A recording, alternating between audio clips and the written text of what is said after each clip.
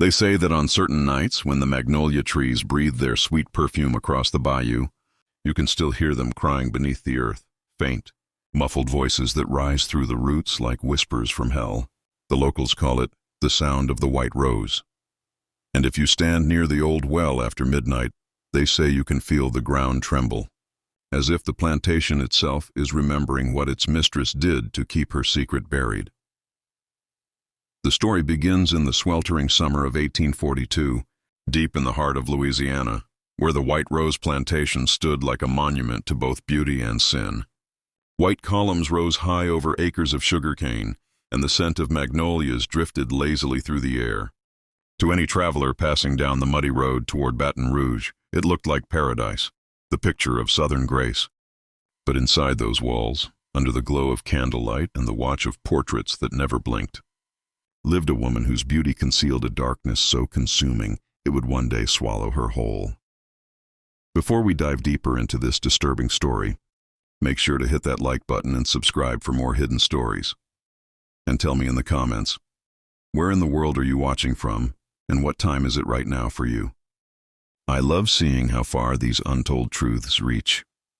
Her name was Eleanor Whitmore, widow of Colonel Henry Whitmore, a man whose wealth was built upon the backs of more than 200 enslaved souls. When he died of fever in 1839, Eleanor inherited the estate and everything on it. She was only 27 then, young, striking, and said to be the most graceful lady in all of St. Landry Parish. People whispered that she could charm a serpent with her smile, that her eyes carried both the warmth of honey and the chill of ice. But what they didn't know, what no one could have imagined, was that behind those eyes, she hid a secret so monstrous it would forever stain the land she ruled. Eleanor had always felt more at ease with silence than with company. Even as a child, she had been distant, watching her world with quiet intensity, taking everything in but saying little. Her father had been a cotton baron in Virginia, strict and ruthless, and her mother had died when she was just 8. The servants raised her, mostly the black women her father owned, and perhaps that's where her strange fascination began. The blurred line between compassion and possession, love and control. When she married Colonel Whitmore at 19, she became mistress of one of the largest sugar plantations in Louisiana. And though her husband was cruel to the enslaved, Eleanor maintained an image of refinement, the perfect Southern lady, dressed in white lace, presiding over her tea parties with the composure of a queen. But beneath that porcelain surface, a storm was brewing. After the colonel's death, Eleanor found herself surrounded by whispers, men who saw a young widow as a prize to be claimed, neighbors curious about her wealth, and rumors that she was too close to one of the enslaved men on her estate. His name was Samuel, a tall, quiet man with eyes like dark glass and a voice that carried the calm of deep water. He had been born on the plantation, the son of an enslaved woman named Miriam, and had grown under the colonel's lash but never broke. When Eleanor's husband fell ill, it was Samuel who tended to him. And it was Samuel who stayed by Eleanor's side long after the funeral carriages rolled away. No one knows exactly how it began between them. Some say grief softened her, that loneliness made her reach for something forbidden. Others claim it was obsession, that Samuel's quiet strength drew her in like a moth to flame. But by the winter of 1840, the whispers in the quarters had turned into fear. The mistress of White Rose Plantation was seen walking the fields at night, her pale figure drifting between the cane rows like a ghost. And sometimes, they said, she wasn't alone. By the spring of 1841, Eleanor was carrying a child. It was the kind of scandal that could destroy a life in the South. A white woman bearing the child of an enslaved man wasn't just immoral, it was unthinkable. A sin that could not only ruin her reputation but cost her everything, her land, her name, her very safety. So Eleanor did what women of her class often did when faced with shame. She hid it. She withdrew from public life, claiming illness, and stayed locked inside her grand house with its velvet drapes drawn tight. Only Samuel and a few trusted servants knew the truth. When the child was born, she named him Isaac. And though his skin was lighter than Samuel's, the world would have seen the truth in an instant. Eleanor kept him hidden in the upper rooms of the mansion, tended to by a young maid named Clara, who swore never to speak a word. For a while it seemed she might escape the consequences, that her secret could be contained behind lace curtains and silence. But secrets have a way of rotting in the dark, and within a year, Eleanor's illusion began to crumble. Her neighbors noticed she no longer hosted dinners. The preacher grew concerned that she had not been to church in months. And then, one humid evening, a guest from New Orleans arrived unexpectedly, her cousin Margaret Lee, who had come to stay for the summer. Margaret was sharp-eyed and curious, and within days she began to suspect that something in that house was not as it seemed. She heard strange noises at night, the sound of a baby crying, quickly muffled. She saw Samuel leaving the main house after midnight, his hands trembling. And one morning, when Eleanor was away in the garden, Margaret followed Clara upstairs and found the nursery, the cradle, the toys, and the child with skin the color of polished bronze. Margaret fled the room in horror. To her, it was blasphemy, a stain upon their family's name. That evening, she confronted Eleanor, trembling with righteous fury. The conversation was never written down, but servants later swore they heard shouting, then silence, then the sound of glass breaking. When Margaret left the next morning, her face was pale and her eyes red, but she said nothing to anyone. Within a week, Eleanor sent word to her that if she ever spoke a word of what she'd seen, she would ruin her. The two cousins never spoke again. Months passed, and Eleanor, desperate to hold on to her secret, made the most devastating decision of her life. She had another child, a daughter this time, and though she loved both her children fiercely, she knew the world would never forgive their blood. She couldn't send them away. She couldn't let them be found. Every day she grew more paranoid, more haunted by the thought of discovery. The plantation workers said they often found her weeping in the rose garden, her hands trembling, murmuring prayers to a God who no longer seemed to listen. And then, one night in late August of 1842, a storm rolled over the bayou. The wind howled through the cypress trees, lightning splitting the sky. The White Rose mansion shook as thunder rattled the windows. Somewhere between the hours of midnight and dawn, Eleanor descended into madness. She carried her children, still in their nightgowns, out to the garden where the magnolias swayed like ghosts. Samuel followed her, pleading, begging her to stop. But Eleanor's mind was already gone, consumed by terror that her secret would be exposed. She kept whispering, "They'll take everything. They'll hang you, Samuel. They'll burn it all." When Samuel tried to take the children from her, she screamed. The rain was pouring now, soaking them all. She told him to dig deep, right beneath the old well. He refused. She picked up the shovel herself, her hands bleeding from the splinters. And as the storm reached its peak, Eleanor Whitmore buried her children alive, whispering lullabies to quiet their cries. By dawn, the rain had stopped. The garden was silent. Samuel was gone. No one ever saw him again. Some said he fled north. Others believed he drowned himself in the bayou. As for Eleanor, she locked herself inside her room for days. When she finally emerged, she was pale, hollow-eyed, and spoke to no one. The servants dared not ask where the children were. Only Clara knew, and she carried that truth like a wound until the day she died. But the land remembered. The white rose never bloomed again that year. The cane fields turned black with rot. Horses refused to pass near the well. And on quiet nights, the overseers swore they could hear the sound of children crying beneath the soil, faint, desperate, and fading with every gust of wind. Years later, after Eleanor's death, the new owners of the plantation began renovations. While digging near the garden, they uncovered two small skeletons wrapped in what had once been fine white linen. The remains were quietly reburied under the magnolia tree, but the story spread like wildfire. Preachers called it divine punishment, the locals called it a curse, and travelers who passed by the estate at night said they could see a woman in white standing near the well, her hair whipping in the wind, whispering the names of her children. And thus, the White Rose Plantation became one of Louisiana's darkest legends, a tale of forbidden love, of guilt so heavy it crushed the soul, and of a mother who chose damnation over discovery. To this day, the land remains silent, overgrown, untouched, haunted by the sins buried beneath its roots. When the sun rose over the White Rose Plantation the morning after the storm, the air felt wrong, too still, too heavy, as if even the earth itself was holding its breath. The magnolias stood drenched and trembling, their white petals torn and scattered across the soaked soil like remnants of a funeral. Inside the mansion, Eleanor Whitmore sat by her bedroom window, her hair unbound, her nightgown soaked with rain and mud. Her eyes stared at nothing, and her lips moved in silence, whispering names that no longer belonged to the living. For 3 days, she didn't eat, didn't sleep. Clara tried to bring her food, but Eleanor only stared through her as though she were a ghost. The servants avoided the mistress's quarters, afraid not only of her wrath, but of what lingered around her. They said the house had changed. The walls seemed colder, the hallways darker, and at night, faint cries echoed from the garden, carrying on the wind like a lullaby sung by the damned. Clara was the only one who knew the truth. She had seen the children before Eleanor took them outside.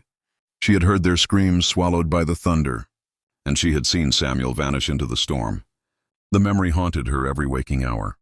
Every time she passed the rose garden, her knees went weak. But what could she do? She was just a slave, bound to silence by fear. In the South, even innocence was no shield against cruelty. And so she prayed. She prayed for the children's souls, for Samuel's and for her own, because she knew that keeping this secret would poison her until the end of her days. Days turned into weeks, and the plantation began to unravel. The crops failed. The overseer left without notice. The horses fell ill. The White Rose was rotting from the inside out. Neighbors began to whisper that Eleanor had been cursed, that the spirits of the children were punishing her. A few even claimed they saw lights flickering in the garden at night, as though candles were burning beneath the soil. Eleanor rarely left her room now.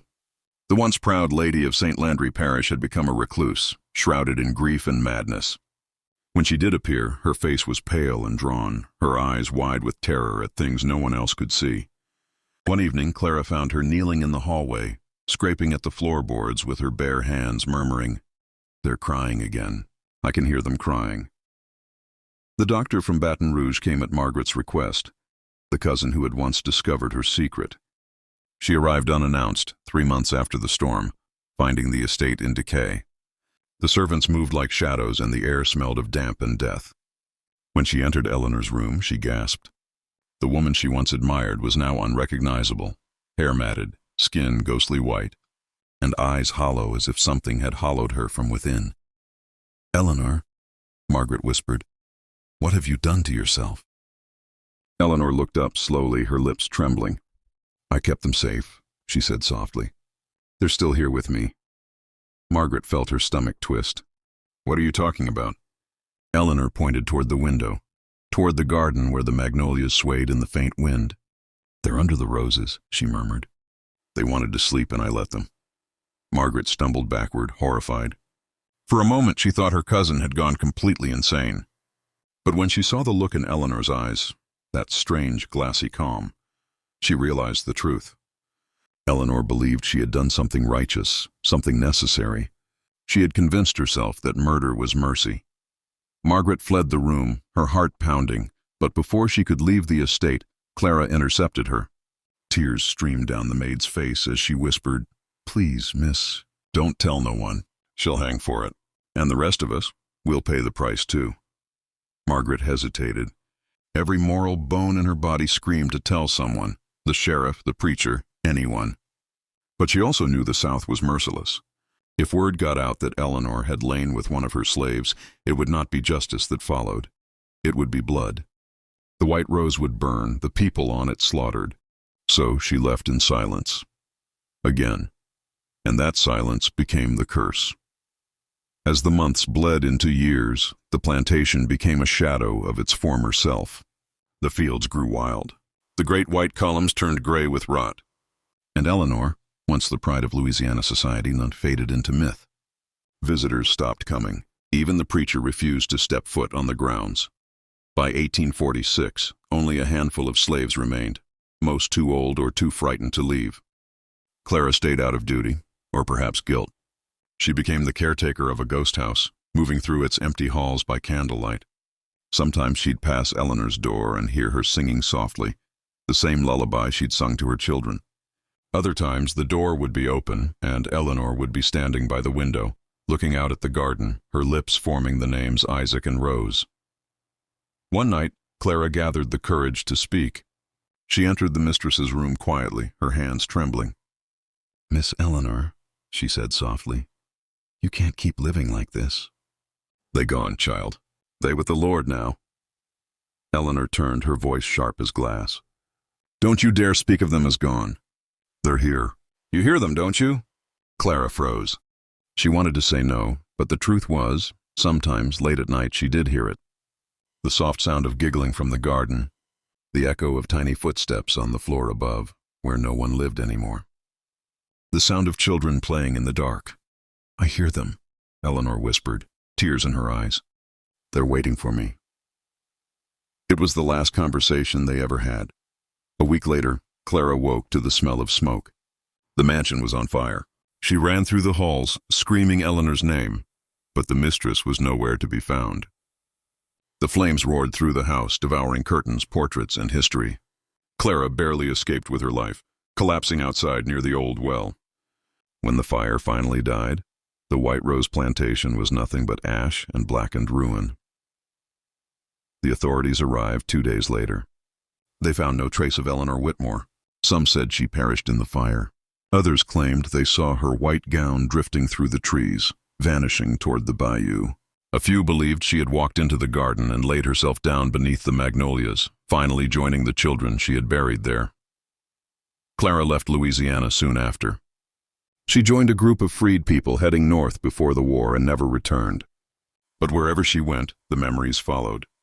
She wrote down what she remembered, the cries, the storm, the madness, and those pages would one day become the first written record of the White Rose curse. Decades later, after the Civil War had ended and slavery was abolished, the land changed hands many times. New owners tried to build on it, but nothing ever lasted. Workers quit, claiming tools moved on their own, or that shadows passed through the fields. One overseer went mad after hearing a child's laughter in the dead of night. Another found tiny footprints in the mud after a rainstorm, no bigger than a doll's. By the late 1800s, the White Rose Plantation was abandoned completely. The house was a skeleton of charred beams, swallowed by vines. But still, people came. Travelers, ghost hunters, the curious. Some left with stories, others didn't leave at all. One of those who came was Reverend Thomas Leland, a preacher from New Orleans who specialized in spiritual afflictions. In 1893, he arrived at the ruins after hearing tales of the crying ground. He wrote in his journal that the place felt thick with sorrow, like breathing through grief itself. The locals warned him not to stay overnight, but he did. He camped near the well, praying for the restless souls of the children. Around midnight, his candle blew out. He heard the faint rustle of leaves, and then a voice. Mother. The Reverend froze. The voice was small, distant, trembling, like a child lost in the dark. He called out, "Who's there?" Another whisper came. "It's cold down here." The Reverend stumbled backward, clutching his Bible. The ground beneath him vibrated, soft at first, then stronger, like something moving beneath the soil. He fell to his knees, praying louder, but the sound only grew. Crying, sobbing, dozens of voices now. And just as suddenly, it stopped. When morning came, the Reverend was gone. His horse was found tethered to a tree, his Bible lying open by the well. The page it rested on was from the book of Job. The earth shall disclose her blood, and shall no more cover her slain. After that, no one came near the place again. The locals built a fence around the ruins, and for generations the land was left untouched, a scar in the heart of Louisiana. But time, as always, erases fear. By the 1920s, a wealthy oil family purchased the land, intending to build a new estate. They leveled what remained of the old mansion and began digging. On the third day, a worker's shovel struck something soft. It wasn't oil. They uncovered a patch of ground where the soil was darker than the rest, and in it, a small white skeleton wrapped in linen. A few feet deeper, another. And near the base of the old well, what looked like the edge of a woman's ivory comb. The site was shut down immediately. The owner, terrified of scandal, ordered the remains reburied in secret. But a young journalist from Baton Rouge got wind of the story and published an article titled, "The Curse of the White Rose Plantation." It spread like wildfire, newspapers, radio, whispers in parlors. The story of Eleanor Whitmore, the beautiful widow who buried her black children alive to keep her secret, was reborn for a new century. And with it, so were the hauntings. Visitors began to claim they saw her, A woman in white standing by the magnolias, her face hidden, her hands stained with earth. Some said she wept, others said she smiled. And sometimes, late at night, if the wind was right, you could still hear the faint echo of children laughing in the dark. But laughter in a graveyard is never a good sign, because the white rose doesn't bloom for beauty anymore. It blooms for remembrance and for guilt that never dies. By the time the Great Depression swept through the South, the legend of the White Rose Plantation had become more than a ghost story. It was a warning. Parents used it to frighten their children into obedience, and preachers used it to preach against sin, vanity, and the curse of mixed blood. But every generation added its own touch, twisting the truth until it was impossible to tell what had really happened that night in 1842. Some said Eleanor Whitmore was innocent, that she'd gone mad from grief after losing her children to disease. Others swore she was a murderer, punished by God for breaking the sacred laws of race and purity. But one man, a historian named Dr. Jonathan Hale, didn't believe in curses. He believed in evidence. And in the summer of 1954, he drove down from Baton Rouge in a rusted black Chevrolet, determined to uncover the truth. Hale was not a superstitious man. He'd fought in World War II, seen the ruins of Europe, and returned home disillusioned by what people were capable of. He'd made a name for himself teaching Southern history at Louisiana State University, but the stories that haunted him weren't in the textbooks. They were buried in the fields, whispered by the descendants of the enslaved, written in journals long forgotten.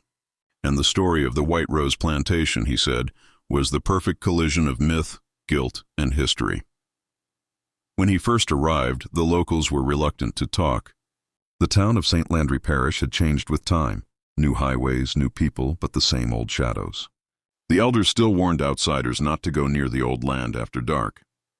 "Ain't nothing out there but ghosts and snakes," an old man told him at the gas station, "and one of them bites worse than the other." Hale smiled politely, but inside he was intrigued. That night, he rented a small room in a nearby inn and went through every archive he could find: property records, church registers, letters, diaries. Most of the official records of the plantation had burned in the fire of 1846, but one thing caught his attention: a letter from Clara, written in 1872 to a Baptist pastor in Georgia. In shaky handwriting, it read, "They said she gone, but I know she still walked that garden. I hear them when the wind blow, the babies and the mistress all together now. Lord forgive us. I was there and I didn't stop her." Hale read the letter 3 times, his pulse quickening. Here it was, the testimony of a witness, something tangible behind the legend. He decided to visit the ruins himself the next morning. The road to the old plantation was overgrown, half swallowed by the forest. Spanish moss hung from the trees like torn cloth, and the smell of damp earth filled the air. When he finally reached the clearing, he saw what remained of the White Rose: a few brick steps leading to nowhere, a rusted iron gate, and the well, covered now by a sheet of corroded metal. He set up his camera and began taking photographs. But the silence was overwhelming. No birds, no insects, just the faint rustle of leaves. He wrote in his journal, "There's a strange gravity here, as if the air itself is heavier. It's easy to understand why people believe this place is cursed." Around noon, he began to dig near the magnolia tree. He found fragments of porcelain, an old shoe buckle, and a small child's toy carved from wood, the kind used in the early 1800s.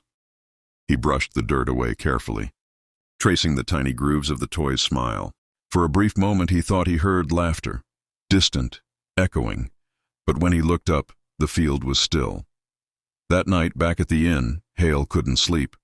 The wind rattled the shutters and he swore he heard soft knocking at the door. When he opened it, no one was there. Only the faint scent of magnolia drifted in on the humid breeze. The next morning, he returned to the site. His notebook showed the words he didn't remember writing.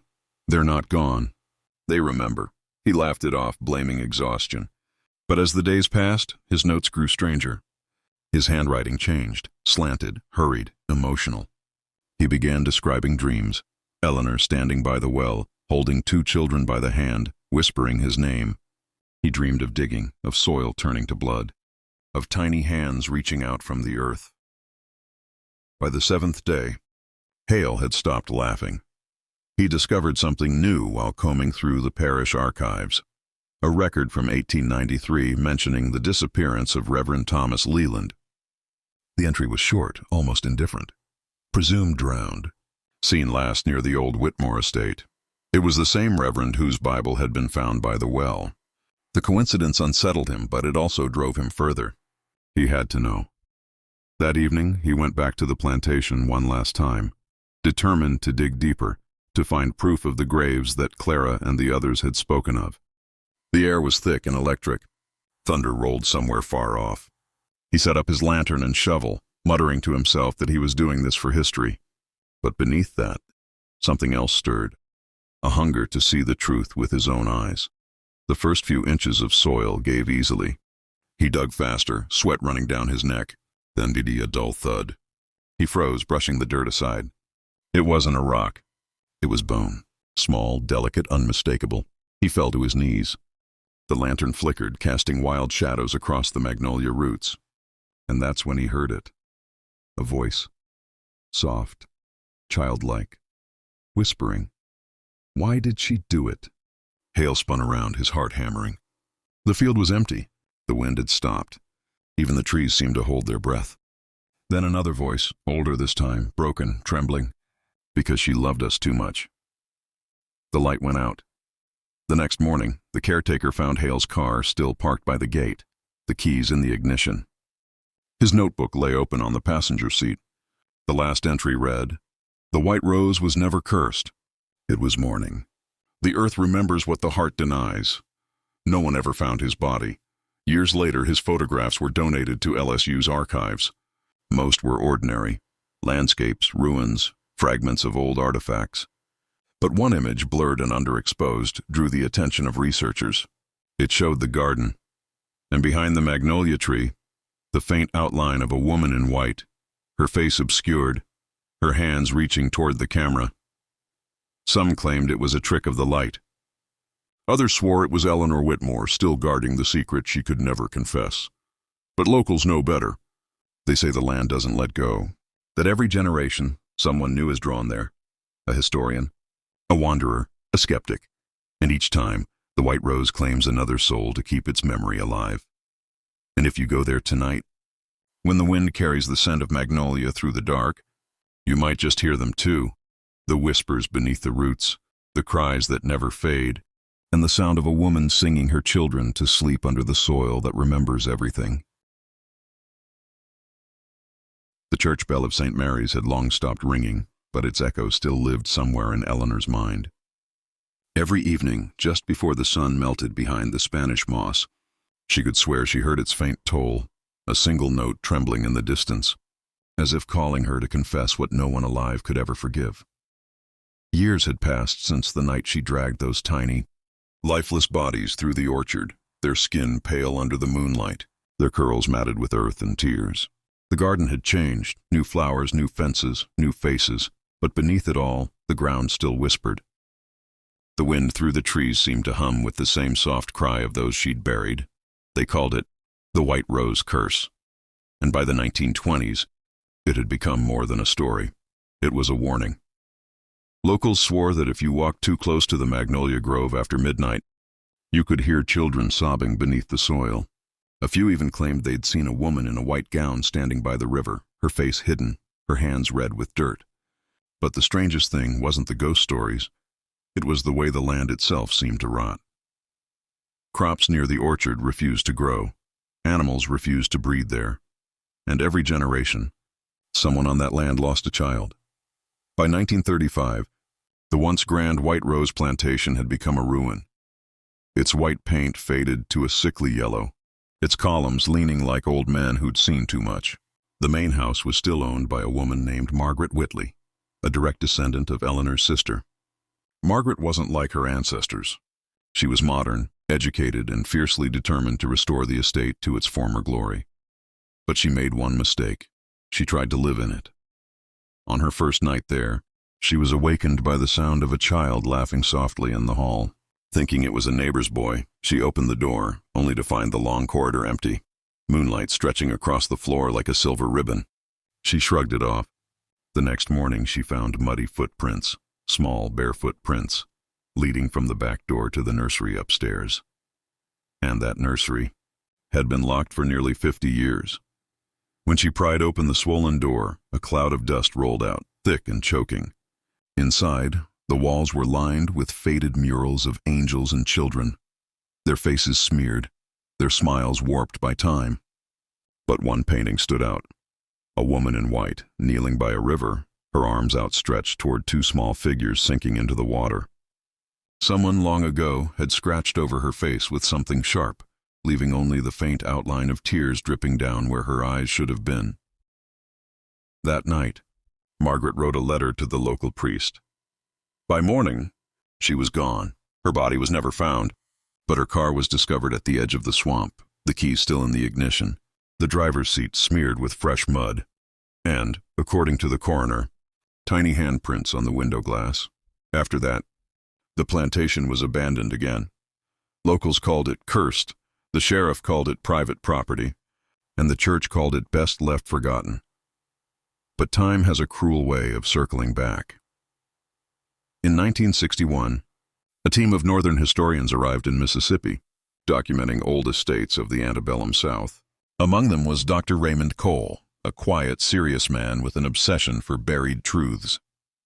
He'd read whispers of White Rose in an old plantation ledger, a name scratched out, a note that read only, "The mistress hid what could not be." He didn't believe in ghosts, but he did believe in evidence. The first thing he noticed when he arrived was the smell, damp earth and iron. The house loomed over him, its broken windows staring like empty eyes.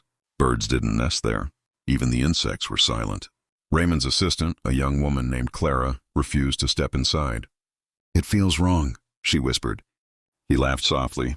"That's history," he said. "But history has teeth." Inside the cellar, they found something no one had catalogued before. A series of small wooden boxes, stacked neatly in a corner beneath the foundation. Each one was wrapped in decayed white cloth, and inside, the first box held only dirt and bone dust. The second, something like a child's rib cage, and in the third, the faint remnants of a silver locket, its face engraved with an E. Raymond froze. He recognized the initials from an old county deed, Eleanor Whitley, mistress of White Rose, 1823, for weeks. He worked in secret, cataloging every artifact, every bone fragment, every whisper of the past. The deeper he dug, the more it felt like the house itself resisted him. Tools would vanish overnight.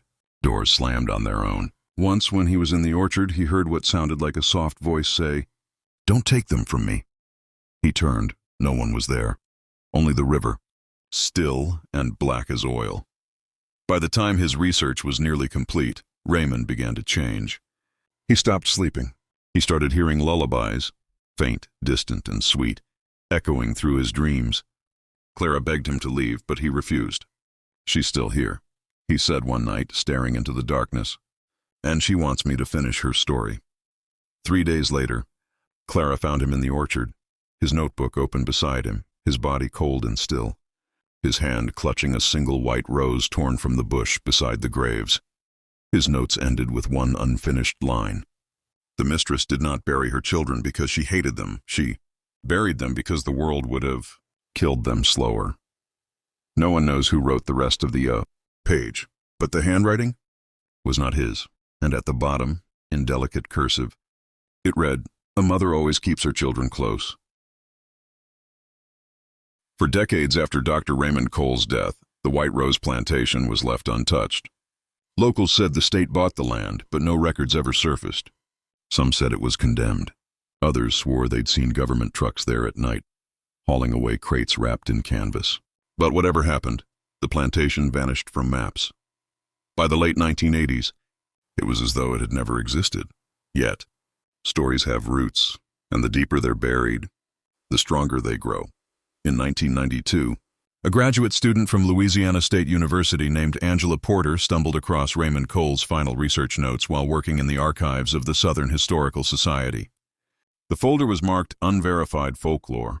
Inside were photographs of the ruins, bone fragments labeled by year, and a map of the property drawn in fading pencil. Across the last page, Someone had scrawled the same words found beside his body. A mother always keeps her children close. Angela didn't believe in curses. She believed in truth, the kind that history books refused to print. She'd grown up hearing ghost stories about the White Rose Plantation from her grandmother, who used to whisper them during thunderstorms. But she'd always assumed they were just tales, warnings dressed as bedtime stories. That changed the moment she read Eleanor Whitley's name. Her grandmother's maiden name had been Whitley.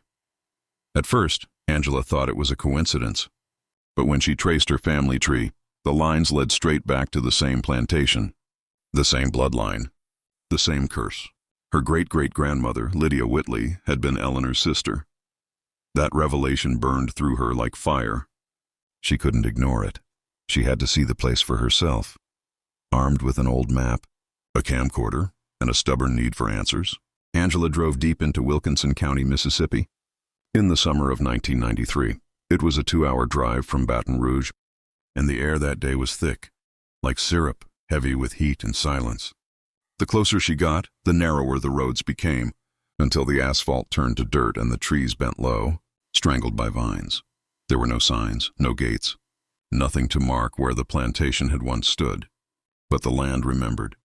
She found the crumbled foundations of the old main house, just broken bricks and twisted iron fences swallowed by the earth. The air was colder there.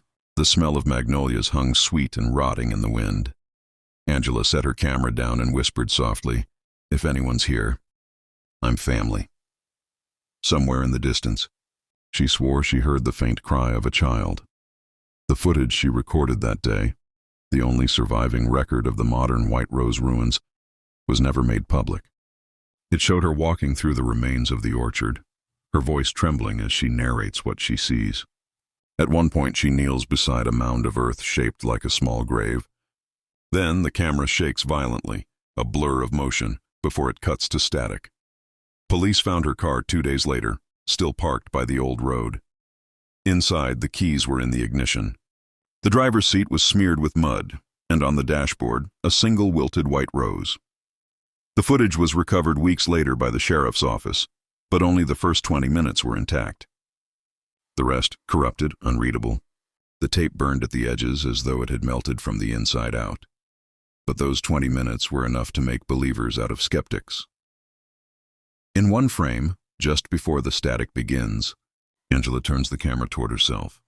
Her face is pale, her eyes wide with something between terror and awe. Behind her, the faint silhouette of a woman can be seen among the trees. White dress, hands clasped, her head bowed as if in prayer. That image became infamous among local historians and online forums in the early 2000s. Some called it a hoax, others an omen. But every expert who analyzed it agreed on one thing: the woman's face was impossible to identify. It was blurred, not from motion, but as though light itself refused to touch it. And in the background, barely audible, was the faint sound of humming.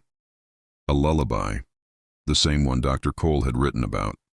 After Angela's disappearance, the land was fenced off by the state, officially declared environmentally hazardous. No one was allowed near it. The official reason was unstable soil and sinkholes, but locals whispered otherwise.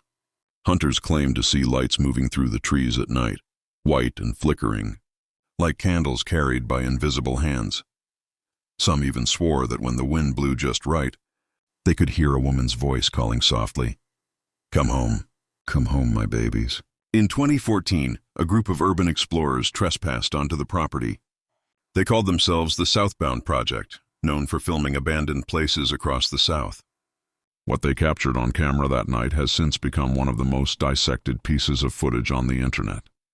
The video starts like all their others: shaky flashlights, nervous laughter, dust swirling in the air.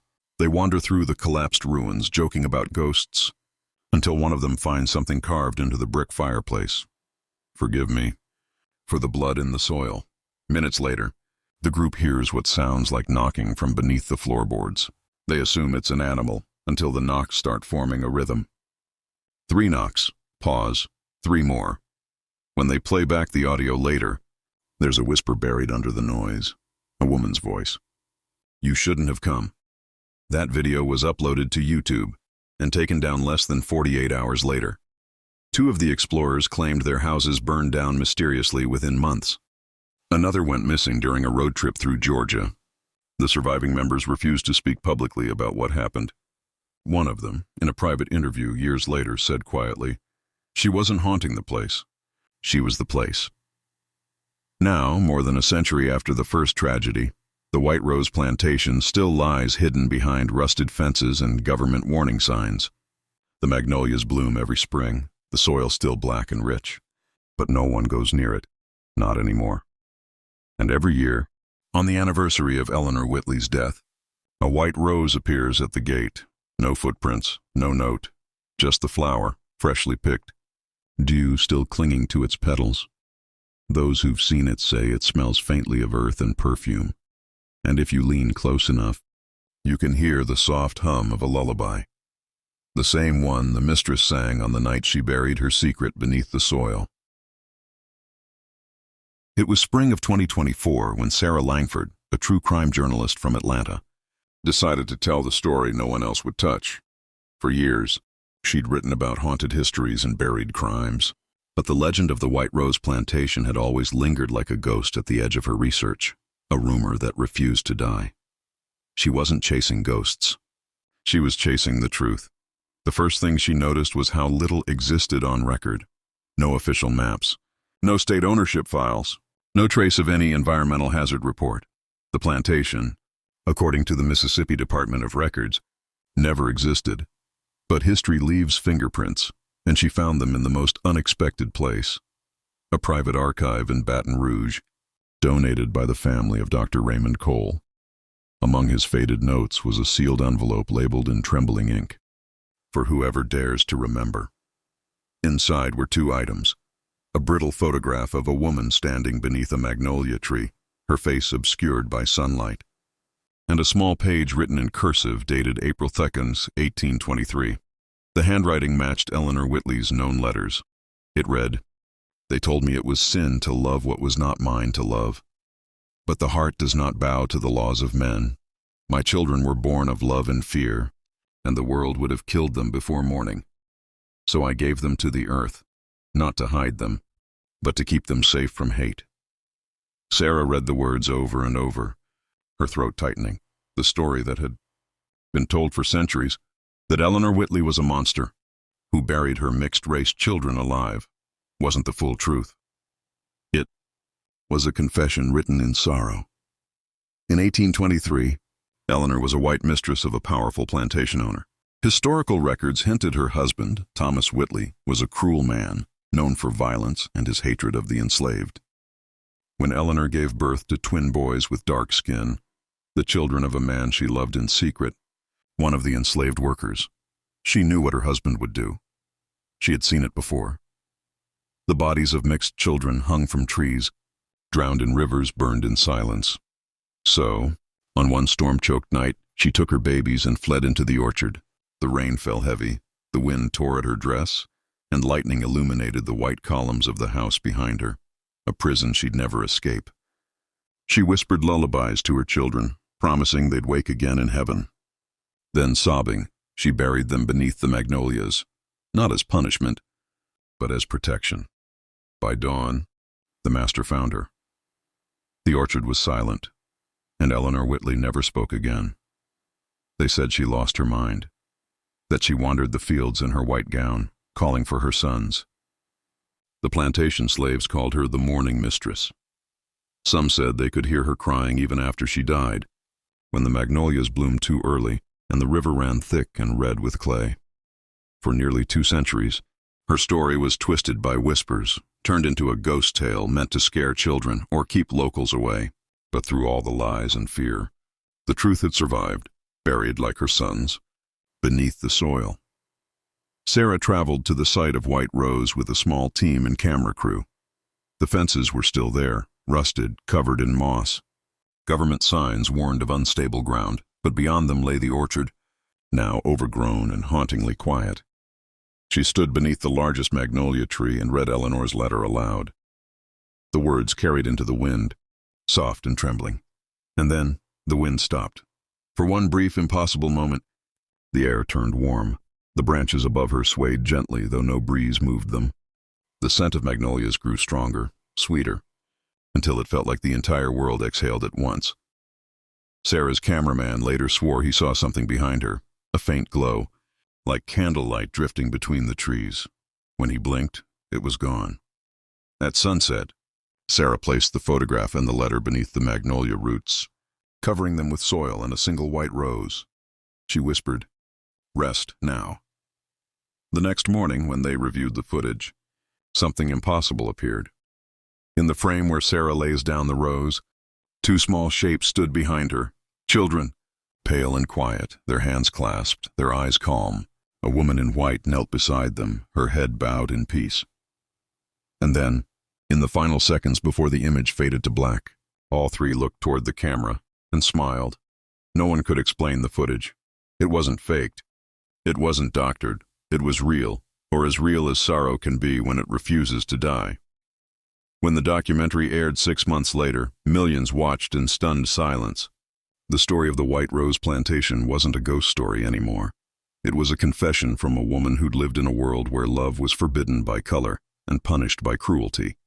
And yet, her love endured, through the soil, through the curse, through the centuries of fear. Her spirit had stayed, not out of vengeance, but out of longing, a mother keeping her children close. Today, the White Rose grounds are sealed off permanently, declared a historical preservation site. No one is allowed to enter. But every spring the magnolia tree still blooms early, always before the rest of the forest, its petals pale as moonlight. Locals say if you visit the edge of the fence at dawn, when the mist is low, you can see three faint shapes beneath the branches. Two small children and their mother, holding them close. No crying, no whispers, just peace. And if you listen very carefully, the wind carries a sound, soft and almost tender, the same old lullaby, floating through the magnolia leaves. Sleep, my children. The world can't hurt you now. If you love the darkness, stay with us. Subscribe before the lights go out.